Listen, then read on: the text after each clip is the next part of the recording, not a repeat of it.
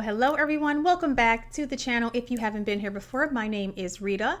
So remember all of those Afghani refugees? Seems like it was so long ago, right? That all those refugees, we watched them on the news in the Afghanistan airport, clinging for dear life, all these fighting age men. No women were there, just a bunch of fighting age men clinging to the wing of the US military planes as they took off into the horizon, headed toward the US. Remember that? Remember all of that? That whole, remember all the malarkey that went down with that? Well, turns out Pentagon has completed an audit and says that dozens of potentially dangerous Afghans have been let loose in the US. That's right. They made it through the checkpoint, everything. And they are, of course, as you know, have been resettled into the U.S.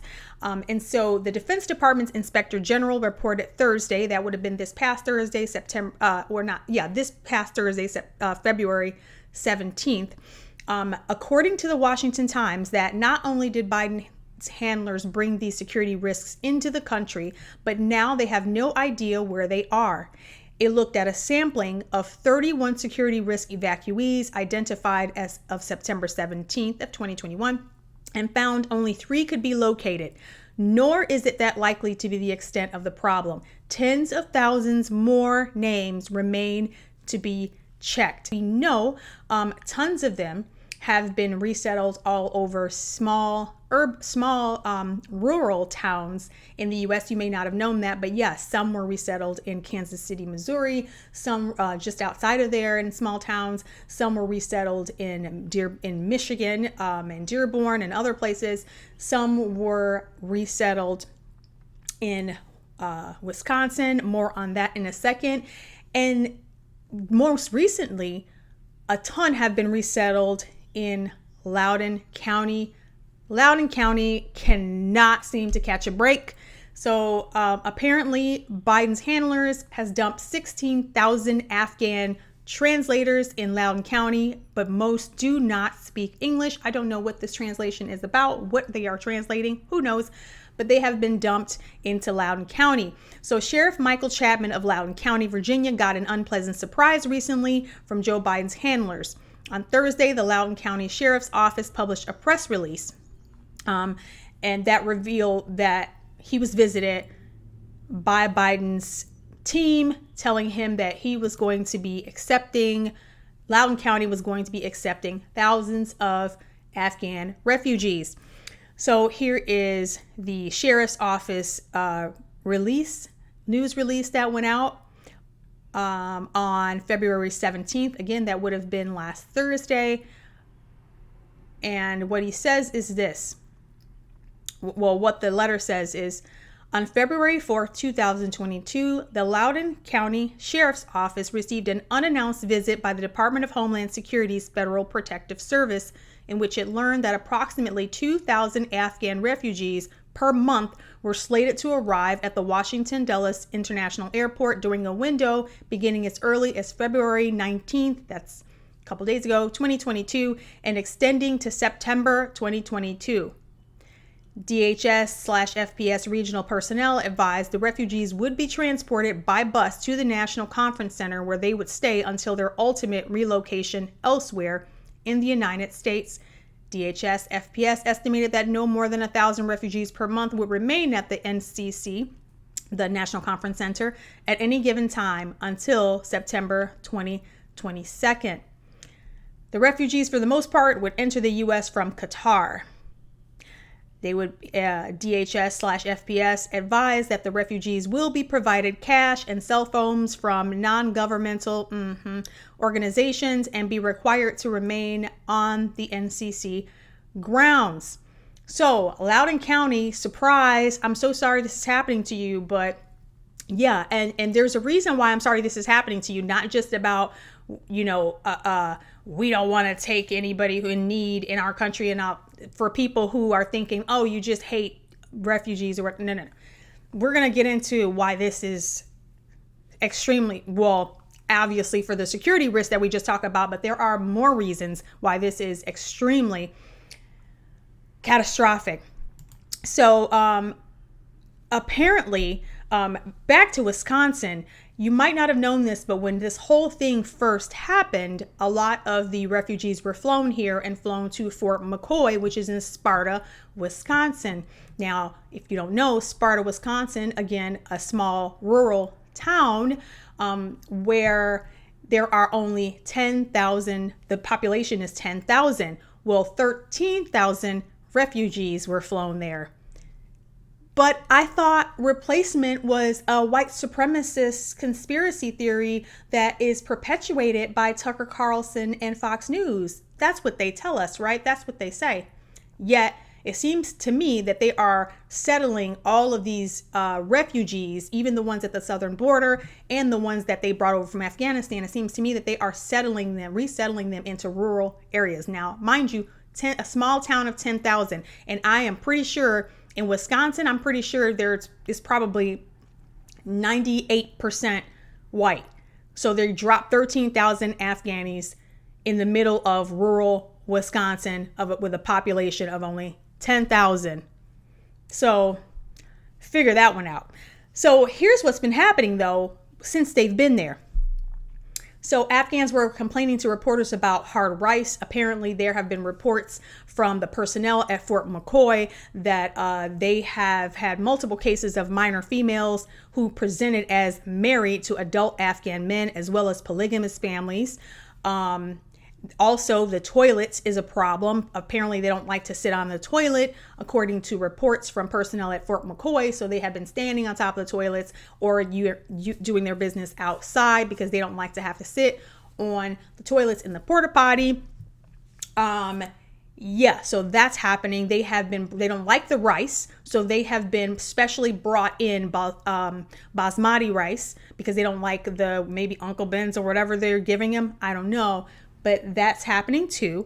Not only that, but Barula Nuri, who's somebody who was at the Fort McCoy refugee camp, was arrested for trying to undress a 14-year-old boy and behaving inappropriately with a 12-year-old boy. Not only that, but another man, Muhammad Harun Ahmad, was also arrested after his wife accused him of choking her. He had allegedly threatened to send her back to Afghanistan where the Taliban could deal with her. Also told her that 9 women have been killed since getting to Fort McCoy and that she would be the 10th. An estimated 87% of Afghani women face domestic violence. So now that's what's happening in the U.S. with the Afghani refugee resettlements. There are possibly terrorists on the loose that our government, of course, cannot find now. We knew that would happen. We predicted that. Also, there is replacement is happening. Obviously, they've planted a bunch of these people in small rural U.S. And just dropped them off there in a lot in the Midwest. And now we see Loudon County. Poor Loudon County cannot catch a break. They are being inundated with all the drama. Well, we all are, but Loudon County, what's going on? You guys got some gold buried there? What's going on in Loudon County? I mean, seriously. So anyway, back to this whole thing. So in Afghanistan, let's see what's happened in Afghanistan since the malarkey that took place on the airstrip in Afghanistan, where we left billions of dollars of weaponry for the Taliban. What is the Taliban doing nowadays? Well, it turns out a Taliban judge says, according to Aplendia News, Taliban judge says women have lesser brains. So apparently, women's rights are being crushed in Afghanistan right now under Taliban rule. So Vice News, believe it or not, sent in a reporter, a woman, obviously undercover, into Afghanistan to do a documentary. Of course, she had to be covered with, she had to be completely covered, wearing a hijab and everything. And she went in there and spoke to figure out like what was going on. So in this one report, there was a woman who complained against her husband. Her husband with all the proofs of domestic violence, including medical reports. So she asked the judge, who was a lady judge, for a divorce because it was an abusive relationship. She was being pummeled by her husband, and the woman judge allowed the separation. Okay, she allowed the separation. I don't think divorce is allowed under Sharia. So she allowed the separation, this woman judge. Well, now that the Taliban has taken over, this was all before the malarkey. So now that the Taliban has taken over, the woman has been forced to stay with her husband. The ruling was never recognized. And now the judge, the woman judge, is on the run in hiding because the Taliban has put a bounty on her for the ruling. So congratulations, Democrats. I hope you're happy for the mess that you've caused the women in Afghanistan.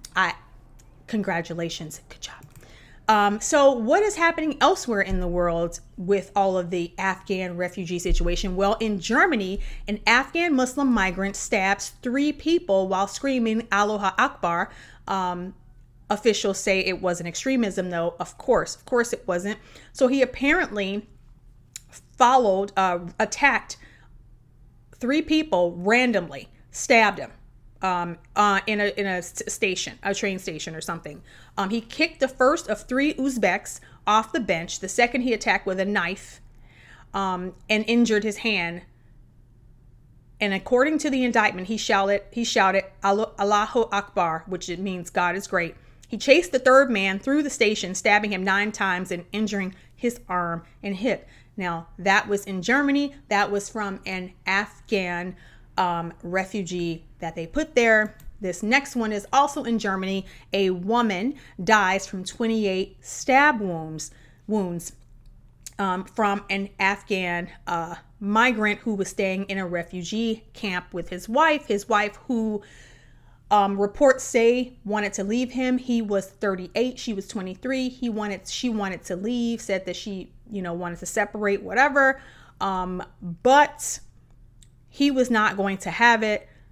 So the authorities found him trying to flee somewhere else on a bus. Anyway, stabbed his wife 28 times. They found her body in a refugee camp.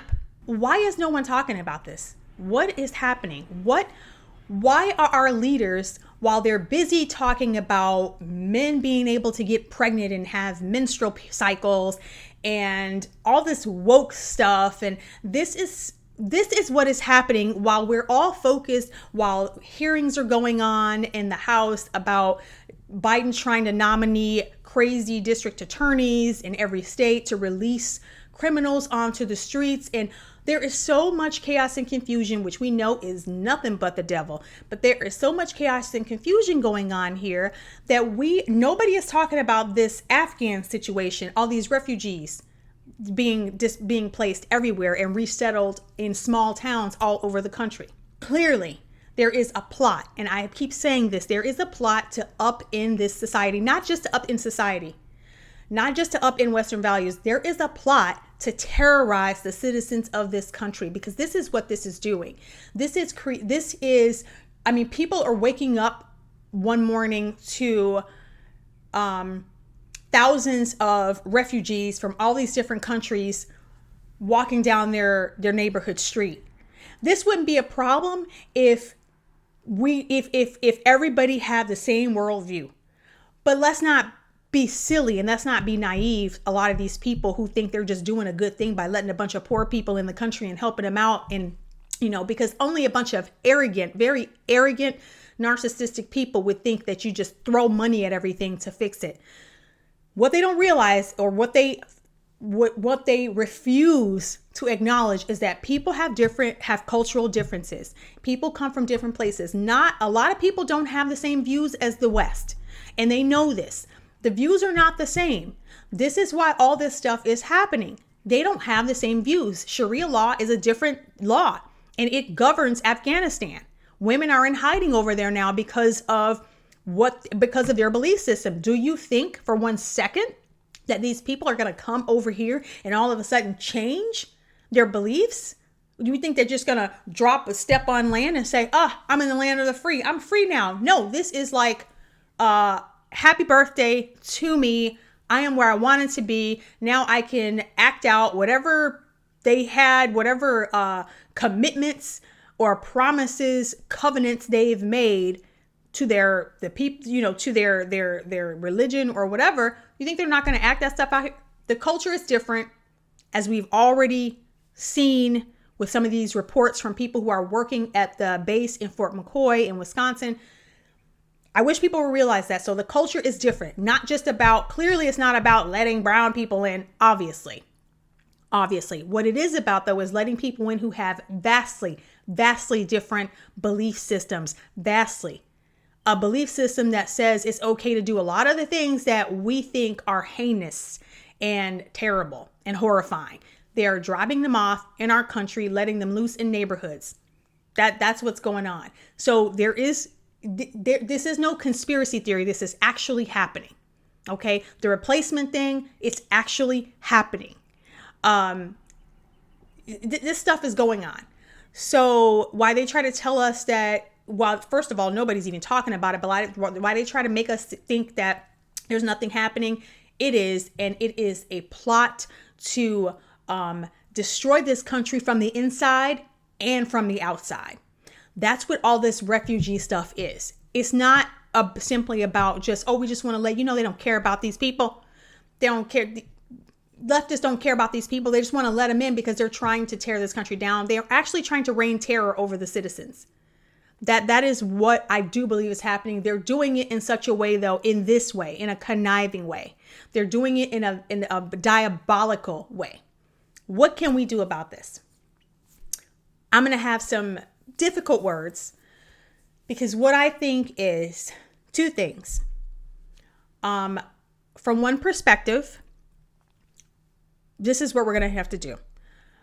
We are going to have to get involved locally with our politicians. We are going to have to get involved locally. This is the only way that we're going to be able to do anything about the situation.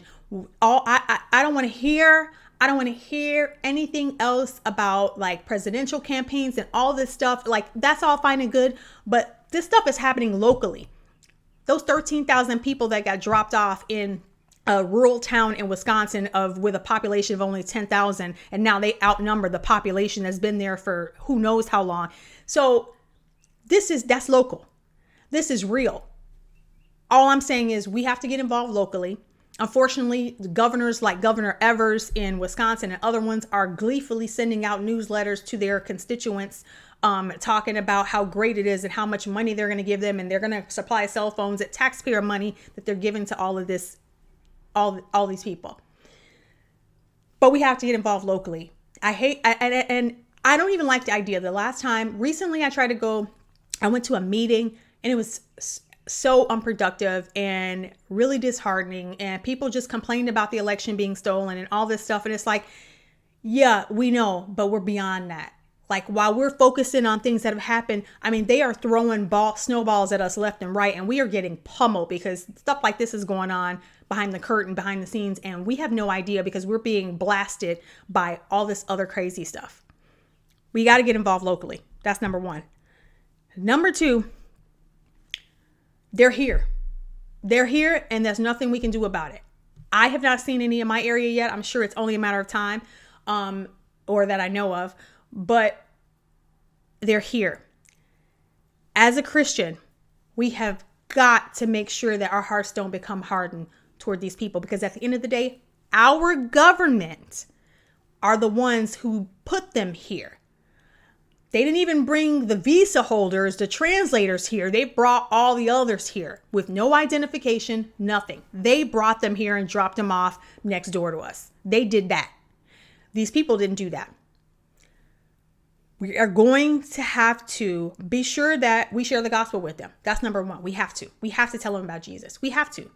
There is freedom from whatever kind of thing they're involved in with the jihadi stuff. They can be free of that. And we need to share that with them, honestly. That's number two. But we need to be prayerful about these things, how we approach these things. It's hard. It's difficult for me. obviously, as you know, like as a Christian, yes, I know what the Bible tells us to do. We have to love our neighbor, and I understand that. At the same time, though, this is not a blind kind of just this kumbaya, roll over, tolerate anything. That is not what the Bible teaches. So at the same time, what I'm going to say is, yes, we have to be involved locally. Yes, we need to tell these people the gospel and about the love of God, but we also need to be watching our backs. And for you people who live in these towns, seeing as how they are culturally different, they do have some different, honestly, quite wicked views about children and women and things like that. You need to be protecting yourself and protecting your family. That's what I'm going to say. Anyway, I'm a little fired up about this because I feel like I haven't really heard anything too much about it. And I had to kind of look forward a little bit, and nobody's talking about it. And it just goes to show you that there's so much more going on in this country than we realize. But don't get stressed about it. Pray about it. Do your due diligence. Get involved locally. I'm going to try my best to stomach more of these meetings, even though I want to rip my hair out, but I'm going to do it. And I would encourage you to do the same. Get involved locally. Reach out to your representatives. Do what you need to do, because this is madness. Anyway, I hope you guys have a great rest of your week, and I will see you again soon. Ciao.